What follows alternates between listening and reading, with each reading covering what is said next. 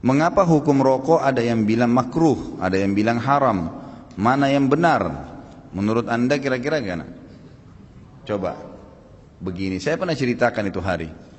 Ada seorang guru di Saudi, saya ingatkan kembali, berdialog sama seorang syekh. Syekhnya dibilangin sama guru ini. Guru sekolah ya, dia berpendidikan. Dia bilang, syekh, kenapa anda mengatakan rokok itu haram? Apa sebabnya? Kata syekhnya, sementara dalam Al-Quran tidak ada dalil menyebutkan rokok secara khusus. Nggak ada. Kenapa harus dibilang haram? Kata syekhnya, kau makan apel? Dia bilang, iya. Kau makan jeruk? Iya. Baik. Ada nggak disebut dalam Al-Quran apel sama jeruk? Dia bilang tidak ada. Baik, itu tidak ada, tapi boleh dimakan. Kenapa? Karena masuk dalam umumnya firman Allah. Allah menghalalkan semua yang baik-baik dan Allah mengharamkan yang khaba'ith, yang buruk. Gitu kan? Jadi ulama mengeluarkan kaidah semua yang baik maka halal, semua yang buruk maka haram. Semua subhanallah yang haram itu pasti berefek tidak baik, gitu kan. Lalu dia bilang, tapi setahu saya tidak buruk karena saya merasa nyaman-nyaman saja, gitu kan. Saya merokok, saya percaya diri, saya nggak ada masalah. Ya orang mau mengatakan badan saya bau, baju saya bau, mulut saya bau, itu perkataan dia, tapi saya merasa nyaman-nyaman saja, nggak ada masalah, gitu kan. Berarti bisa saya katakan itu thayyibat, berarti baik ini buat saya. Dari mana tolok ukurnya ini baik atau buruk?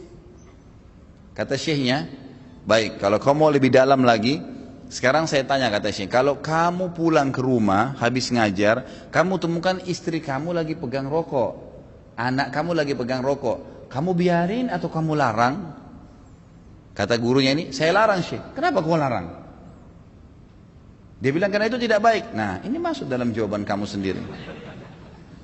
Kalau baik kamu biarin mereka merokok, beliin kalau perlu, sama-sama rokok ngepul di situ, gitu kan. Tapi enggak ternyata, gitu kan. Jadi lebih baik ditinggalkan, gitu. Jadi jangan berdalih kalau salah dan tetap dilakukan, akuin kesalahan.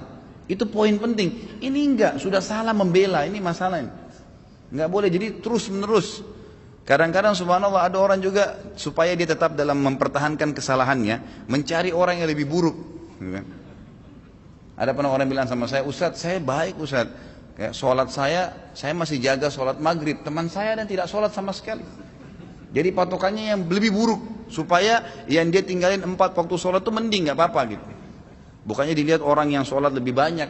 Ini gak boleh sebenarnya, gitu kan. Allahu alam. Jadi kalau kita lihat, kalau dikatakan memang kategori ulama di Indonesia, kalau di Timur Tengah saya gak pernah temukan ada ulama menghalalkan rokok. Di Indonesia ini karena kiai kita terlalu murah gelarnya. Ayahnya kiai, anaknya jadi kiai. Bisa ceramah berapa kali atau pulang haji jadi kiai juga. Ini luar biasa ini. Saya mohon maaf, bukan menyombongkan diri sama sekali. Saya subhanallah berapa kali ketemu dengan orang-orang kiai. Kiai ini, saya kalau ketemu subhanallah seperti kalau antum ahli listrik misalnya. Kemudian ada orang datang ngobrol masalah listrik, dia nggak ngerti.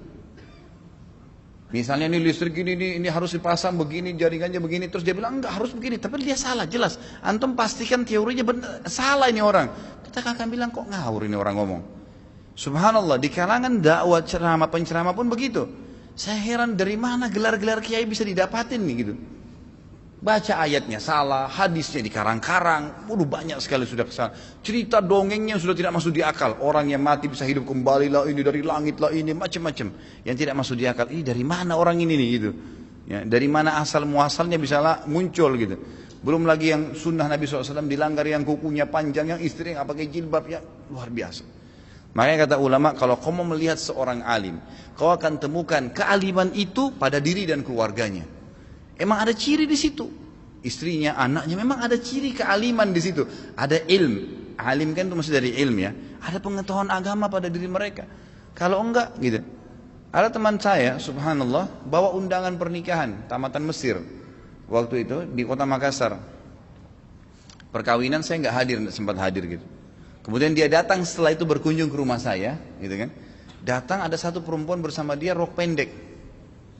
Lalu kemudian ini tamatan Mesir dan LC gitu. Jadi akhirnya saya ngobrol-ngobrol sama dia, ahlan akhi, baik gini-gini. Saya tahunya selama ini orangnya memang teman-teman ini semoga Allah berikan hidayah, malas sekali terjun di dakwah gitu. Jadi mereka pulang, mereka sibuk dengan bisnis tapi dakwah dilupain. Akhirnya tidak terbentuklah pribadi untuk berdakwah, intinya begitu. Terus saya bilang, mana harim antum? Harim itu istri ya. Oh ini dia dengan malu nunjuk ini di sebelah gitu. Istri antum ini Masya Allah. Semoga Allah kasih hidayah ya. Jadi bisa, kenapa nggak nikah dengan wanita yang berjilbab banyak, kesian ngantri, gitu kan? Ngapain harus ngambil orang yang tidak? Susah, jadi PR lagi ya. Tapi Allahu a'lam, ya, masing-masing orang punya cara ya. Jadi kalau kita temukan teman-teman kita yang bergelar kiai ini yang memakruhkan rokok karena dia masih merokok, gitu kan? Emang begitu.